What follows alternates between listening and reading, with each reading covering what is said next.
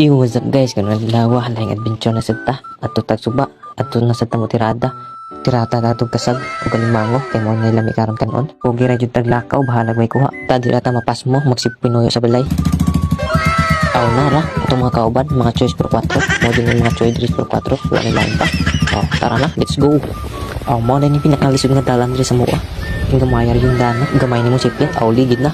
Nara ang pinakagahi mo himog trap sa mua mo din siyang legit kaya na siyang mahimog trap na dito sa mga kasi klaseng trap na niya ibawaan o kag-trap sa mga seafood mo na siya pangitaa o gusto ko kag-trap sa mga mananap dito sa bukid kanigya po siya pangitaa din siya labi na trap sa mga chika naka-expert din na sa anang nakita legit yun na siya expert sa mga chika kitapukan din na siya dito sa plaza dito mo pala istorya tulis na mabunan ng tasing asawa naabot na kita sa sige na itong marites nara mo ning area ha nga itong pangwaan ng mga alimango kasag.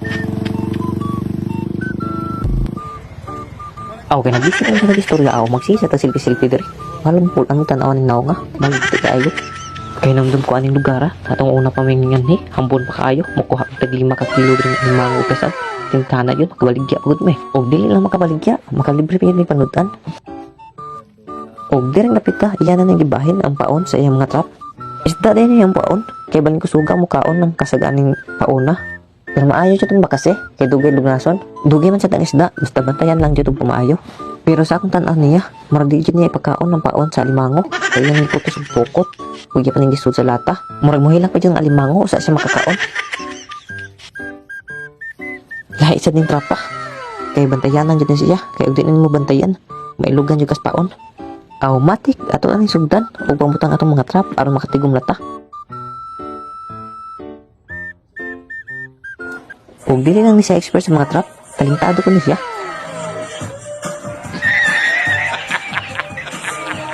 Diring dapita guys, nasugo na dito kakuhaan ni. Awara, kuha na tag-usa diha. Kung mapunan pa yun na.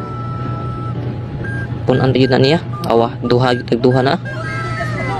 Nagkaanam na gadaghan. Kimpas isang bahaw na to ani.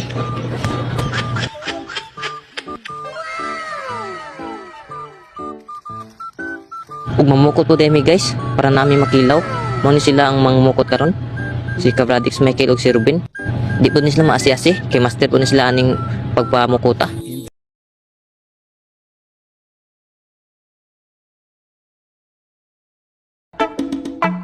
At hindi na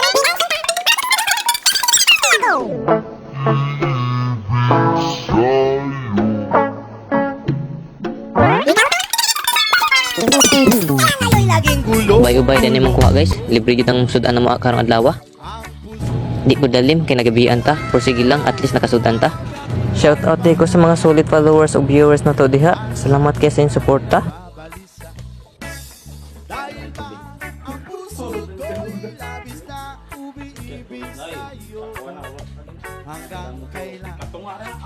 Thank you for watching. pag-ibig ko